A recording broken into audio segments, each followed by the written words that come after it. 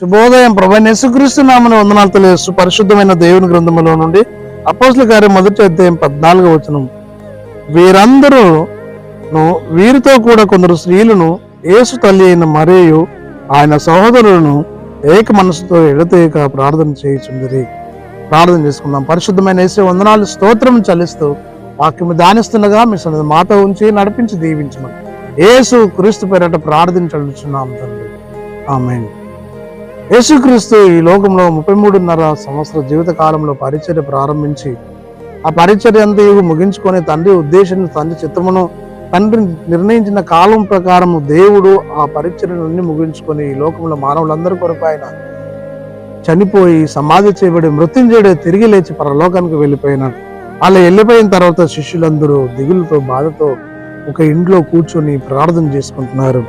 ఒలీవ వనబడిన కొండ నుండి యెరూషలేముకు తిరిగి వెళ్ళి ఆ కొండ మీద నుండి విశ్రాంతి దినం నడినంత దూరంగా ఉంది. వారు ఆ పట్టణంలో ప్రవేశించి మేడగది ఎక్కిపోయిరి. వారెవరనగా పేతురు, యోహాను, యాకోబు, ఆంద్రే, ఫిలిప్పు, తోమా, బర్తలోమె, మత్తయి, అల్ఫయి కుమారుడు యాకోబు, జెలోతే అనబడిన సీమోను, యాకోబు కుమారుడు యూదా అనువారు. వీరందరూ వీరితో కొందరు స్త్రీలను యేసు తల్లి అయిన మరియు సహోదరులు ఒక మేడగదిలో ప్రార్థన చేస్తున్నారు. వాళ్ళు ఎరుతేక ప్రార్థన చేయుచున్నారు అని రాయబడింది. కాబట్టి ప్రియ సహోదరుడా, మనము సమూహంగా వ్యక్తిగతంగా ప్రార్థన చేయడం నేర్చుకోవాలి. ఏకాంత ప్రార్థన అవసరమై ఉన్నది. ఆత్మీయ జీవితంలో బలపడాలన్నా, అవసరతలు తీరాలన్నా, దేవుని యొక్క దీవెన పొందాలన్నా ప్రార్థన చేయడం మానకూడదు.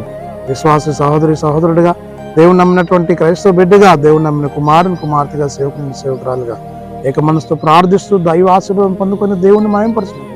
పరిశుద్ధాత్మ దేవుడు మనకు తోడైంది నడిపించి దీవించిన కాక.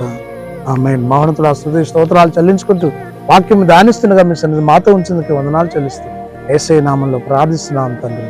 ఆమేన్. తండ్రి, కుమార, పరిశుద్ధాత్మ త్రియక దేవుడు సదాకాలం తోడైంది దీవించి ఆశీర్వదించును గాక. ఆమేన్.